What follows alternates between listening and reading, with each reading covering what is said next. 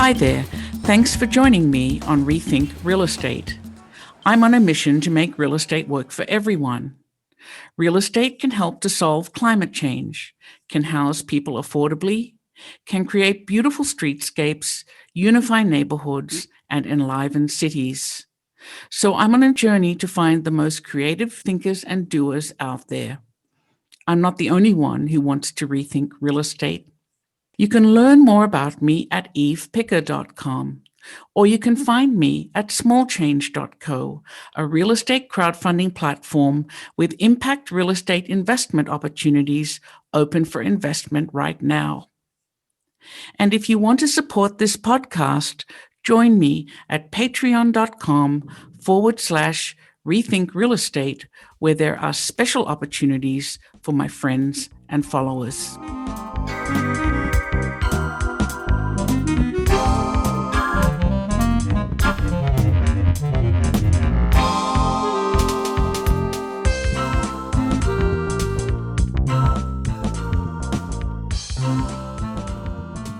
Today I'm talking with Libby Seifel. Libby's life is built around big causes. She has spent much of it professionally focused on affordable housing and much of it personally focused on women. Libby's interest in housing came about when she lived through gentrification in her own neighborhood in Boston. There she saw her own godmother pushed out of her apartment into distressed public housing. And that convinced her that mixed-income housing was a far better solution. She went on to get degrees at MIT in planning and urban studies and became the founding executive director of Tent City Corporation, a nonprofit developer of a ULI award-winning mixed-income housing development in downtown Boston. At that time, mixed-income housing and sustainable development were considered somewhat of an oddball concept, says Libby. Now they're widely accepted as good planning. And then she founded her own firm. She was the only woman in the room when she started her career. Today that has changed a little, but not nearly enough for Libby, who has founded a quickly growing women's development collaborative to support women developers. I'm a member of the Women's Development Collaborative, so I've seen firsthand the strength of Libby's focus. If you'd like to join me in my quest to rethink real estate, there are two simple things you can do. Share this podcast or go to patreon.com/rethink real estate to learn about special opportunities for my friends and followers, and subscribe if you can.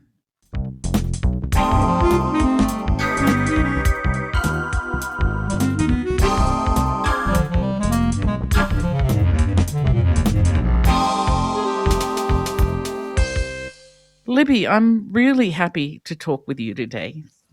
Thanks for joining me. Thank you. So I've known you for quite some time. I was trying to remember how long that was, but I just couldn't. It's been a long time. But still, I was really surprised when I read your resume, and you've done so much, and there's probably more that you haven't talked about, which I'm hoping we're going to talk about today. But I wanted to start with a quote I read that you were going to be a doctor, and I'm wondering what happened. It's an interesting story. So I think what happened was that I got really, really interested in urban planning. And I was actually talking with somebody about this recently, that I had the great fortune of having Lewis Mumford as one of my professors my freshman year in college. And I was coincidentally reading The City and History, which is his famous book. And he was such a wonderful storyteller and really conveyor of what was going on in, the earlier parts of the 20th century with respect to thinking about what cities could be and how they could be. And so he looked at it both historically and as a visionary, and he was very dedicated, to sustainable development, about having development that was holistic, where people could walk in their communities to the grocery store, where they could live together, And And that was he before was, this was a thing, right? this was before it was a thing. This was, yeah, it was. I mean, we can talk about the criticism, and there are pieces about the movement that he was part of that was very, white focused. So I want to just, say that up front, and I understand that, but this sort of, it was kind of a city beautiful, but it was really more a country beautiful movement. He lived for pretty much his whole life after he moved out of New York City in Amenia, New York, which is an absolutely beautiful part of New York.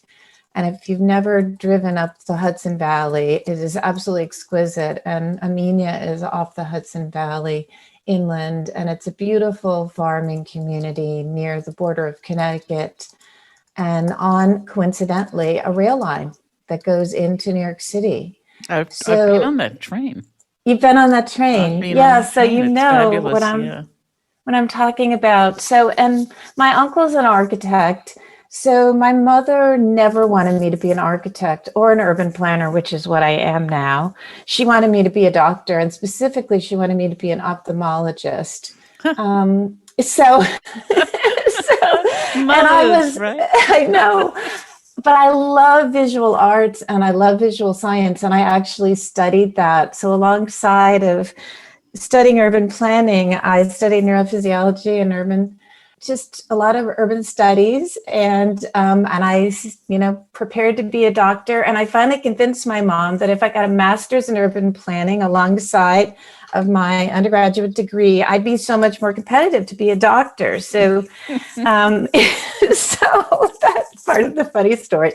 But on a more serious note, I was able to study with Dr. Land at Polaroid on visual art and visual science. And I have a very deep appreciation for the arts and colors in particular. And I like the idea of creating a colorful world where we all can participate and be part of this. It's a utopic view, but my life is really dedicated to making the world a better place. That's what I try to do. Oh, that's wonderful. And I think Lewis Mumford and people like him are just very inspirational to us in this field. You were lucky. And I wouldn't really be here without him. And then actually the other clincher to all of this was that, and then it's a story that kind of leads into my career, is that I moved to Boston. I went to school in Cambridge at MIT, and I moved to Boston with my college roommate, who's now still a very good friend of mine and a real estate developer and investor. And we moved into the South End neighborhood of Boston, which is a really incredible neighborhood now. And then when we moved in there, it was a neighborhood very much in transition, and it was a neighborhood very affected by urban renewal.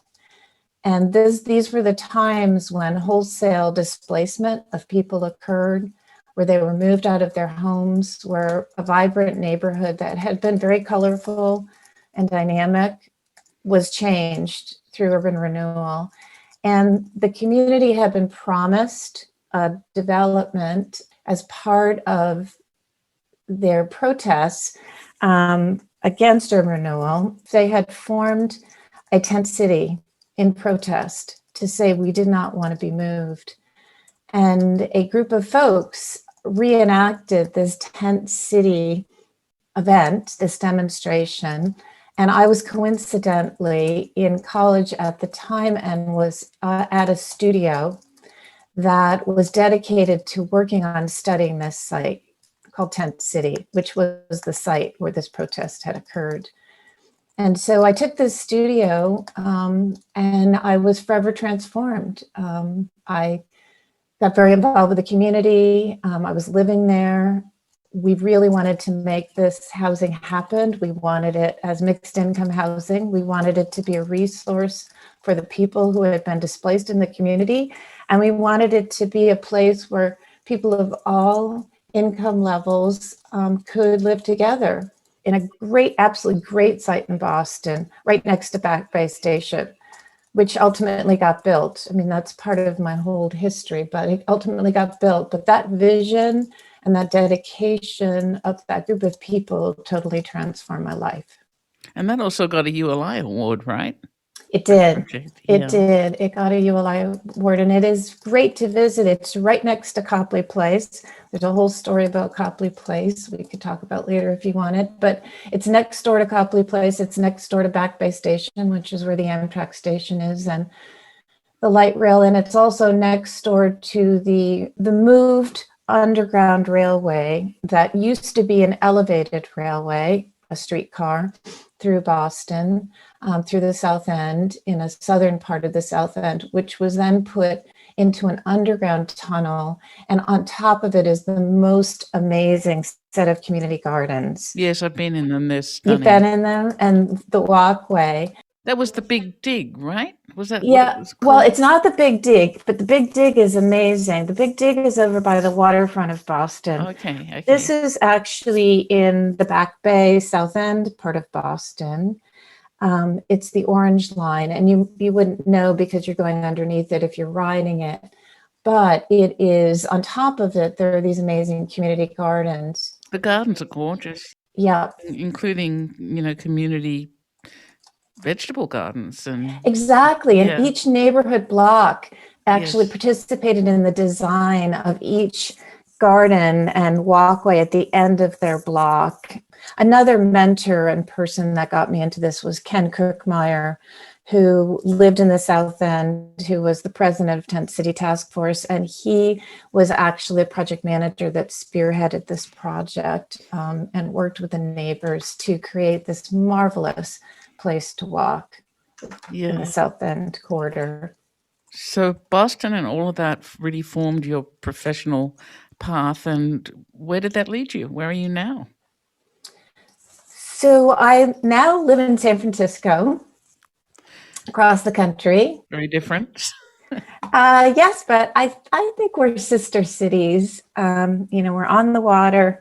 We have a long history of progressive politics, though it's quite different out here than it is in Boston. And a very, very strong set of values when it comes to preserving history, to recognizing the importance of neighborhoods and community, and thoughtfulness about design. A lot of architects and designers. In fact, when I was making the decision to leave Boston and come out here, I can't tell you how many people told me not to come because there's way too many planners out here, urban planners and architects and real estate economists, and it was going to be very hard to move. Unfortunately, chose a time to move, which was one of the recessionary times we had, across the industry. But it all worked out, and I love it here. It's a beautiful city, and the Bay Area is an absolutely lovely place to be. And there are so many challenges, and I thrive on challenges. So there are so many urban challenges in the Bay Area to work on. What sort of challenges?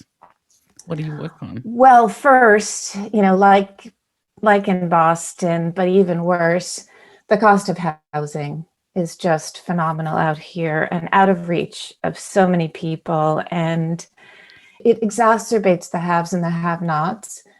So that's a big challenge that I work on a lot, both as a volunteer and in my profession. It's also that we have to be very conscious of sea level rise. Much of the Bay Area is on water, as it makes sense. We're on the Bay, We're on the ocean. San Francisco straddles the Pacific Ocean and the San Francisco Bay. And so we're virtually surrounded by water on three sides. And we have the possibility of our downtown in San Francisco, being underwater in not too distant a future. The history of San Francisco, like Boston, is a lot of the city is on fill. We had natural hills that we took down, many of them, to build fill. And we filled in a lot of the areas that when you come to visit San Francisco and you're walking around, that land used to be either marshland or ocean, very deep ocean, or bay. So actually bay, not ocean, but through the ocean water intrudes. So that's a big challenge. We also have earthquakes, just to keep things interesting. So that shakes us up every once in a while, and we're at risk of an earthquake, particularly in the East Bay. happening again. So we have to be very conscious of resilience in so many ways. So that makes our life challenging. And we have it's an absolute blessing and a curse, as many people say. We have the most amazing set of folks in technology. I mean, many of whom are, MIT, alums and Stanford alums who have formed this tech corridor and biotech corridor that we have all through the Bay Area Peninsula and Silicon Valley, which is absolutely amazing and makes our economy incredibly strong and robust, and California's incredibly strong and robust. But alongside of that, it ends up pushing up the price of land and the price of development. So it can make it very hard for small businesses to be successful. Sometimes small retail businesses, their rents can get very expensive. That can make it more difficult for them. So we have a lot of challenges. So how does that color the work that you do? You now have your own company, right? And you do consulting work. And is it mostly around affordable housing, or what challenges do you confront in that work? Great question. So I do a lot more than affordable housing work, but my passion and heart is around affordable housing. I just want to say, on one of my volunteer efforts, because I want people to know about this, I'm the co-chair of the ULI San Francisco Housing the Bay Steering Committee, and we are dedicated to promoting and producing more housing in the Bay Area through our work.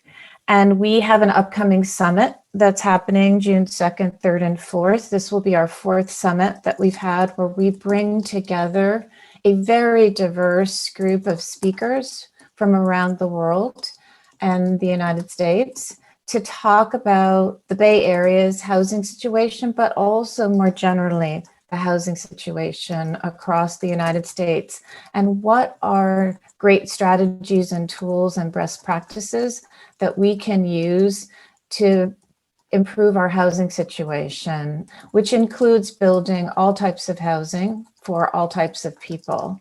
It's very invigorating to be part of the Housing the Bay effort, and this summit always inspires me every year to do more.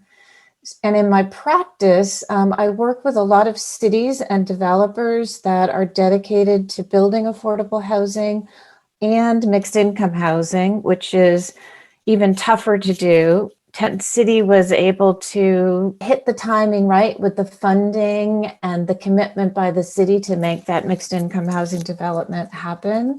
And it had a unique location.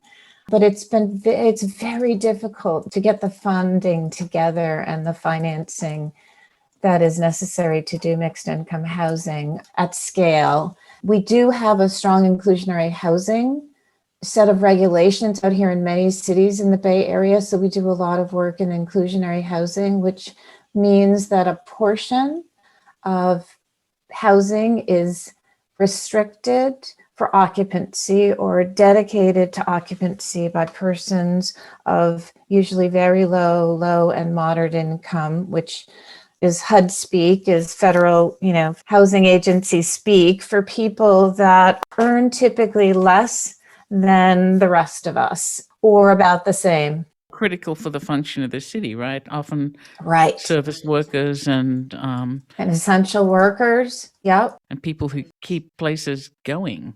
Yep, exactly. If they live too far out, then those places are not going to work anymore. Exactly.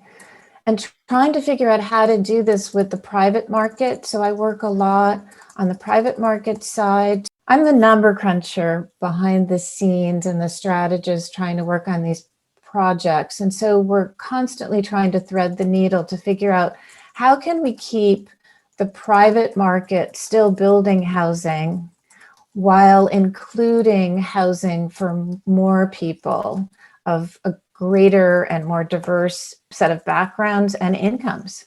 Yeah. It's a really big challenge. It's really big.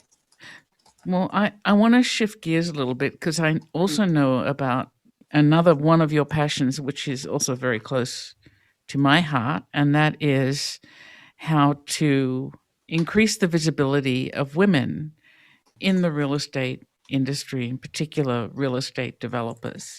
And so I've kind of watched you over the years put together a little group that's become the Women's Development Collaborative, and it isn't so little anymore. And I wanted to talk about that. Where did this come from? Why did you start it? That's a great question. Like, I guess I mentioned the Urban Land Institute in ULI earlier, and I've been a member of ULI now for, I was realizing it's been 3 decades or more.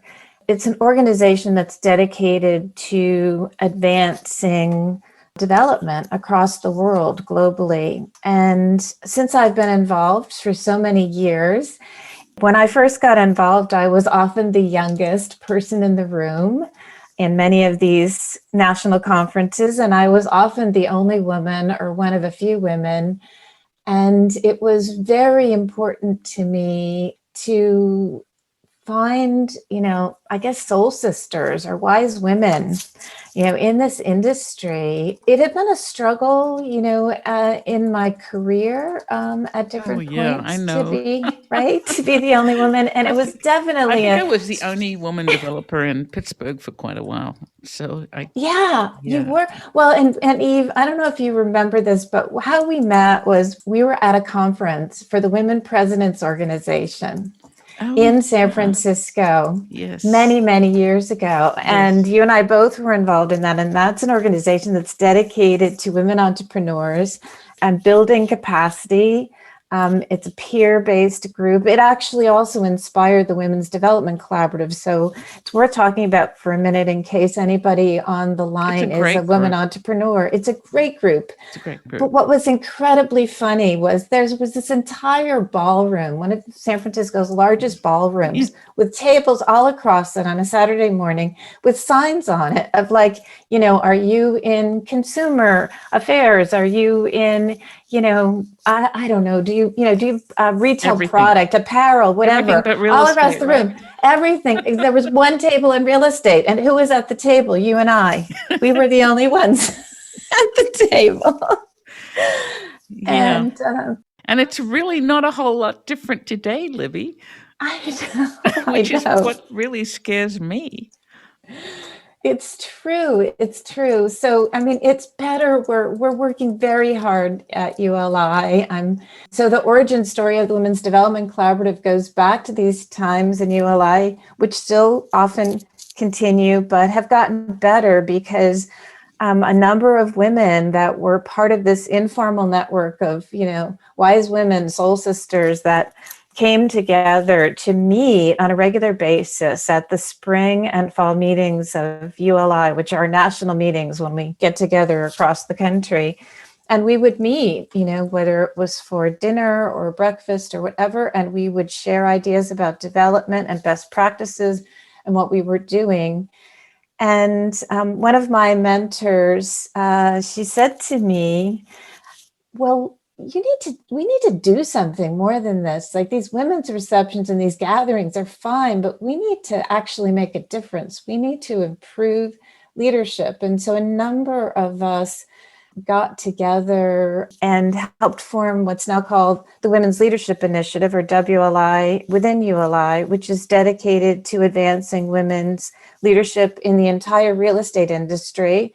And that's been phenomenal. And that's gone on since 2012. And again, anyone in the real estate industry should follow that because WLI is wonderful. But at the same time, we had this niche group that was really focused on development. And we recognized that development itself, which is part of the entire landscape of real estate, that needed support and nurturing and showcasing. And so we started to, alongside of the WLI activities, I continued to organize with a lot of other women events around these spring and fall meetings where we would showcase women developers. We'd go tour their projects. We'd hear from them. We'd learn from them.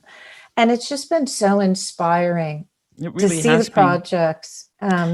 And then we had to go virtual because there was no Toronto meeting.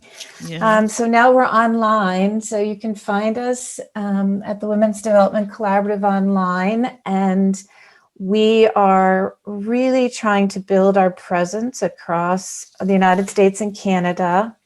We have a number of women involved from Canada to really promote and advance women's success, leadership, innovation, and collaboration in building transformative developments. I need to tell you, like I was also a member of Your Life for many years, and then I stopped my membership because I really didn't feel like I belonged there for a couple of reasons. One was the whole woman thing, but also I was working on quirky, small, interstitial urban projects, and when I was a member of ULI, that just there was nothing, there was no one talking about that.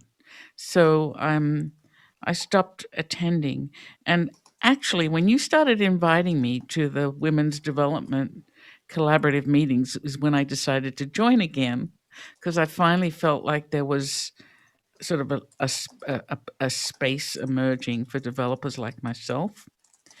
That and the small scale development group, which has been also pretty wonderful to see emerge. But I think Yes, times are very yes. different, but it is incredibly inspiring what you're doing, and you have a lot of stick to itness. And it's also very frustrating to see how slowly things have changed. I mean, what do you think about that for women? I mean, for Yeah, women, it's for been very women, slow. yeah, it is really so, but it is getting better bit by bit. It is. I was looking at some data, and it is improving, but it is very, very hard, and it's. I think that I think there's a couple of things that we have to think about and think about deeply, which is that in addition, particularly to the history of African Americans in the United States and their inability to first, secure and hold property or even keep property, right after the Civil War, property was actually stolen away from them. It was often stolen away back from Native Americans as well. So we have had a history in our country of not respecting and honoring property for persons of color. But at the same time, when we think about the history, and it's not just of the United States, it's of the world, women were not allowed to own property.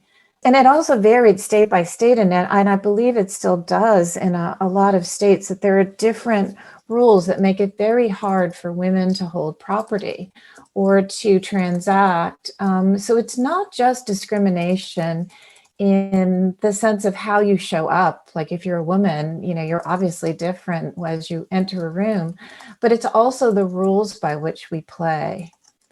So getting through those rules, And not just the rules, but the culture that those rules have yeah, and the perpetuated. culture. Because even if there are no rules there, I have to say, I own a small portfolio of buildings, and I have two female bankers to thank for it. Without them, I would not own that portfolio of buildings, which is really an extraordinary thing to say, right? It is. And that's part of what WDC is trying to work on. I mean, we have a lot of ambitions, and it's hard to even figure out what to prioritize because there's so many challenges. But alongside of really promoting women developers, we want to expand women in the workforce and the development supply chain for developments because of exactly what you said, that we need more women bankers, we need more women equity investors. I mean, that's something we want to talk about, right? That women just aren't investing as much as men. Oh, yeah, there's no women investors. Why do women not invest? I don't understand. Well, and I think there's a history of this. Like, I think there's an education process. I mean, that's partly what WDC is, a big part of our mission is to educate. But I'm now recognizing it's not just educating and building up women developers, like educating ourselves about each other or, the service providers, introducing them to women developers. It's also about educating the broader community. I was listening to your podcast with Stephanie Gripney, and I absolutely loved the conversation that you had about the fact that, in essence, part of this is a perception issue, that if we think about it, everyone is an investor, as Stephanie said. She said, when we make a choice to buy, she used buy milk. That was her analogy. Yes. When we buy milk, we make a conscious choice, whether we're realizing that it's conscious or not. Yes. That we're true. choosing milk. We're choosing a type of milk that's sold by a certain company, and we may be choosing it based on price, but we may be choosing it based on the fact that we recognize the farms where it came from. Or in these days, we might be making a choice not to buy cow milk. We might be buying almond milk or soy milk, and we may be looking at how that was grown.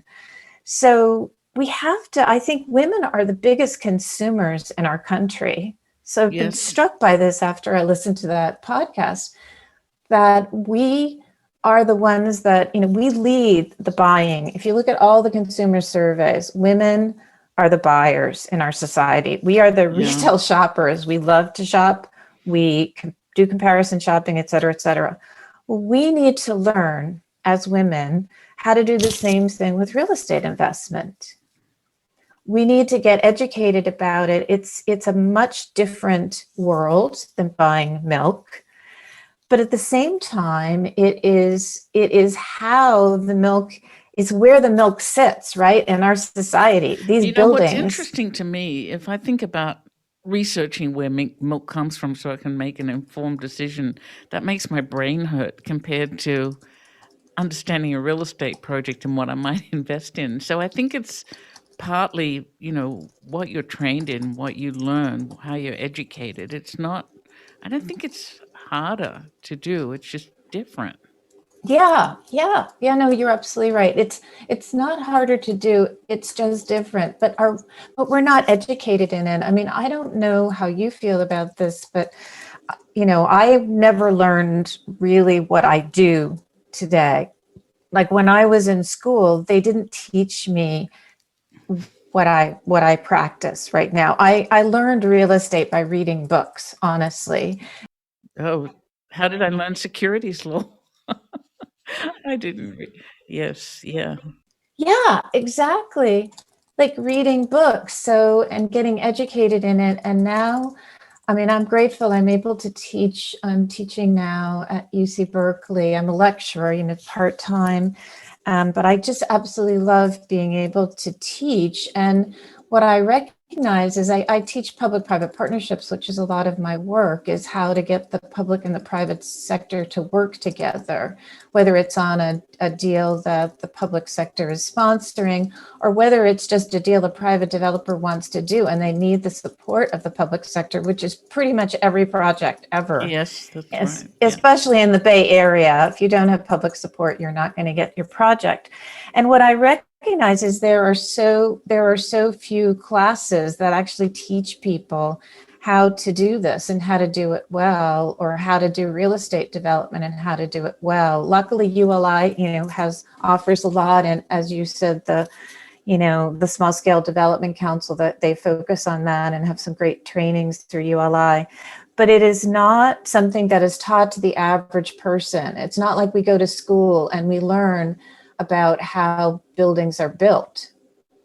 Right. And so I think we have to start to educate the general population, and in our case, with the Women's Development Collaborative, women in particular, and including women in our field. Because what I'm even finding out is through the WDC, I've been asking women, like, do you invest in real estate?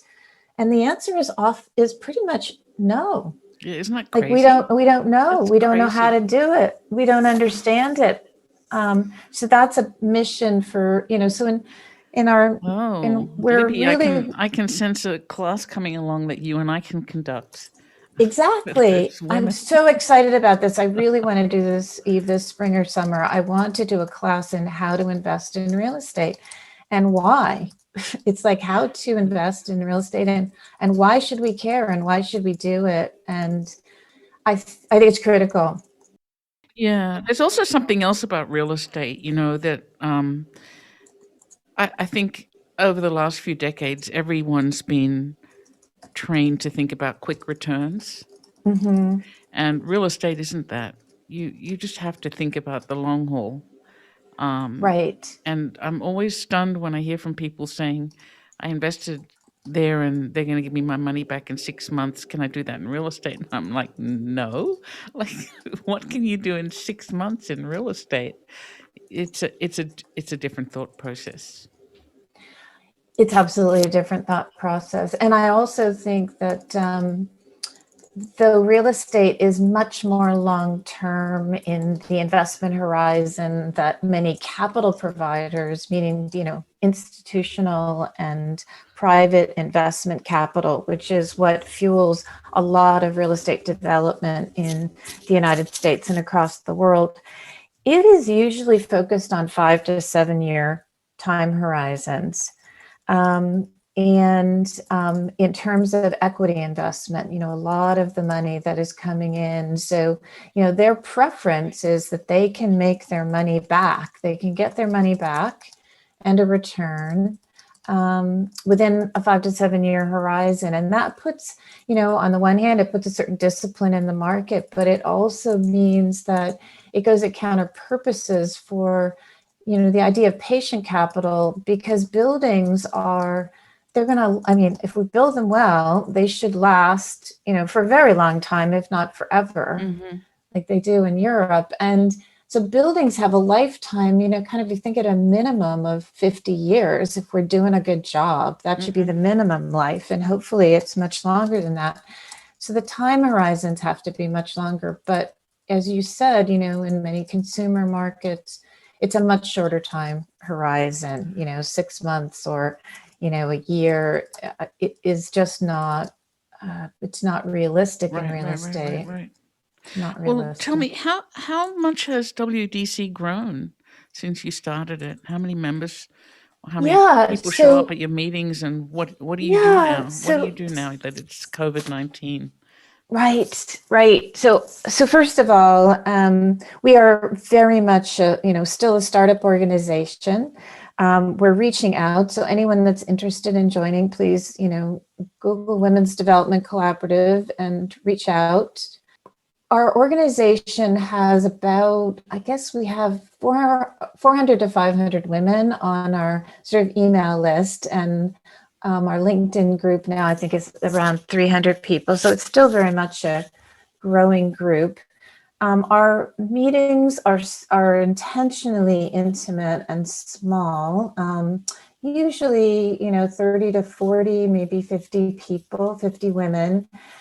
We are intentionally keeping this focused on women. We are trying to think about, how do we bring in men as allies? Because that's critical, particularly as we start to think about some of our next goals of what we want to do as an organization. But the goal of WDC is to really build our capacity and to create a safe space for us to, as women, to be able to provide advice and guidance to other women, and to be open about our deals and what we're experiencing, and to provide advice. So that's the scale we're at. And I think to myself, how big do we really want to be? Do we want to be another ULI? What is the scale that we really want to be at? And I think it's a question that we have to ponder as the group of us, because I think we cherish having the ability to know one another and to get to know one another. So we want to keep that part of WDC alive, because that's so important to all of us. So this year, programming has changed because of or at least last year, because of the Yes. pandemic. And I thought, as I watched it, it was sort of an amazing opportunity to move this group along a bit faster, not be reliant on ULI meetings twice a year and the people who can afford to show up there. Yes, yes, that's true. It is. I mean, that is one thing about being online, that we can provide better access to just across the country, and people can access it. We will definitely keep an online program, even if we go, hopefully go back to meeting in person, maybe even as early as this fall in Chicago at ULI. But what we have right now are a series of programs that we've been evolving. You do such an amazing job at Small Change in branding. I've learned so much from you about this, and really, it's incredible. And one of the programs that we have, very much inspired by you and this podcast, though I didn't even, when I was first thinking about it, I didn't even realize you were on this podcast quest. And then when I started talking with you, you actually agreed to be the first person to participate. And it's called In Conversation with Developer. So it was In Conversation with the developer, Eve Picker. And we've done a series of these, and each conversation is just so fascinating. Like this, your podcast about how did the women make the decisions they did to be developers, who has provided them support along their way, et cetera. So those have been really, really inspiring. We also have these project forums that are dedicated to helping a women developer, an emerging developer, present the challenges that she's facing regarding her development project and receive advice from a panel of seasoned professionals to help her overcome these challenges. And thankfully, Eve, you also participated on one of those project forums as well, where you were able to be part of a panel to provide advice. We call it instead of a shark tank, it's a guppy tank. It's a place, it's a safe space where people can feel comfortable and really get, honest advice about how to move forward. So we've had several of those. We're doing 3 this year. We've had 3 already last year and the year before. So we're building our program there. So if anyone out there is an emerging developer, that's an option for you to consider. And then I'm just going to do one other program. We have a number of others, but the other one I want to talk about is the investment forum, because this is where, tying to our discussion earlier, we are really trying to build our collective muscle to invest in and advance successful development partnerships. And that investment forum is featuring conversations with women developers and investors about, how deals are done. And it's actually a learning experience for developers and potential investors. So that's what we're dedicated on. And that's the program where I really want us to collaborate on, thinking about how can we get more women in the investment world. Yes, that's critical. So what are some potential strategies you're thinking about for, promoting investment or encouraging women to invest? So we've been working on an investment framework that's a gender lens framework for how we could evaluate investments in women-led developments. And that's been a process. We've been very informed by the small change metrics and thinking about how crowdfunding could be a potential tool to encourage investment in women-led developments. But we also realized that we needed to define what we meant by women-led development, and we needed to think about the whole ecosystem, like I talked about earlier, about all the women that could contribute to it. So we're focusing right now on WDC taking on 4 dimensions of activities to empower women developers, to expand economic opportunity, which means expanding women in the workforce and the development supply chain, as we talked about earlier, expanding access to capital, so building on this same theme. So both getting women, individual women investors to invest in real estate, but also just to promote investment more broadly from men and women and institutional corporations in development. And then we want to make sure that these developments benefit women and communities. And so we've come up with a set of principles. In ULI Speak, there's a lot of 10 principles books. So we have 10 principles of transformative development that benefit women and communities. And we're using these 4 criteria, these 4 activities, as a way to measure women developers and their developments, to provide recommendations, so a screening process to provide recommendations to women and to men about developments that they may invest in. So the 4 lenses are, women in leadership in development, women in the supply chain and workforce, women capital providers, and benefiting women and communities. And out of these criteria, we developed 10 questions. We spent a long time actually refining these 10 questions. It was more like 15. We refined it, went through a number of rounds. And what's really been great is we had this whole community of women developers who've beta tested this scoring process. And you were one of them. So thank you so much, Eve. It's great. Women from around the country. And we learned a lot through this beta testing, and we think we have an investment framework that can work alongside of the Small Change Index and other crowdfunding platform. And other ESG indices, right? Yes. It's a very particular woman-centric real estate lens. It's great.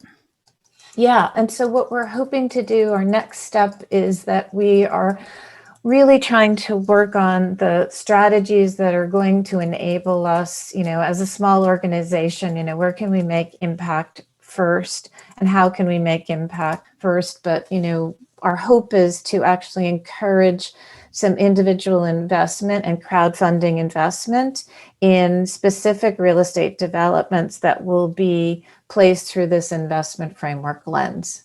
That's our first goal. It's pretty big. It's a big goal. It's a really big goal. It's a very big goal. So I have to wrap up, and I just have one final question for you, and that is, what are you most excited about right now? There's so many things that I'm working on, but I think what I'm most excited about with WDC and my work generally is just the number of wonderful, young and emerging women developers and women who want to be developers. There is this community of women that are both really younger and older. It's women who've been in their careers in real estate for a number of years. For example, a woman architect who's decided that she wants to be a developer after having been, leading her practice for a number of years, and is actually, her first project is going to be building a building for herself and her community of professionals that she works with. So the building will be bigger than just her architectural practice. It will include others in it as well. And then younger women developers who are starting out, who are really interested in changing the world and in leading development companies. And it's very exciting to talk to them and hear what they're doing and how they're going about it and trying to support them. We have another colleague that you and I know who is working on a mixed use project in her community that is going to be transformative for that community, be a place where people can gather. And whereas she says, 1 + 1 can equal much more than that. And that's Molly McCabe, who you also interviewed here in your podcast. So I just, that constantly inspires me to just have that sense that there is this community and this future of women in development that we can encourage and build upon, which is fabulous. Well, thank you so much for your time, Libby. I have really enjoyed our conversation, and I'm going to be seeing a lot more of you. Yes, I'm looking forward to it. Okay. Thank you so much, Eve.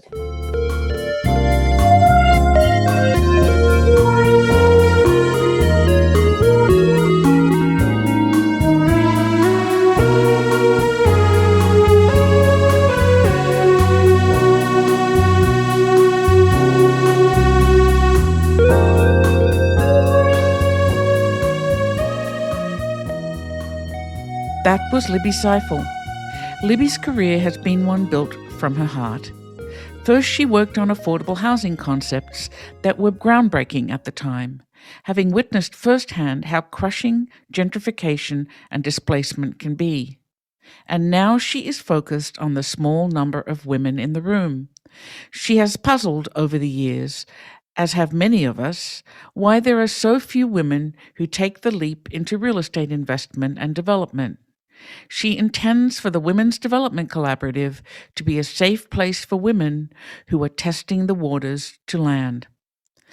A place where they will be supported by their peers as they emerge as women developers.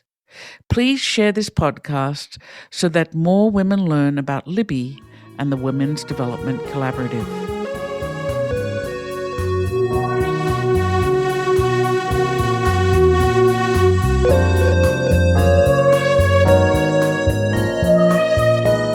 You can find out more about this episode on the show notes page at evepicker.com, or you can find other episodes you might have missed. Or you can show your support at patreon.com/rethink real estate, where you can learn about special opportunities for my friends and followers. A special thanks to David Allardyce for his excellent editing of this podcast and original music. And thanks to you for spending your time with me today. We'll talk again soon, but for now, this is Eve Picker signing off to go make some change.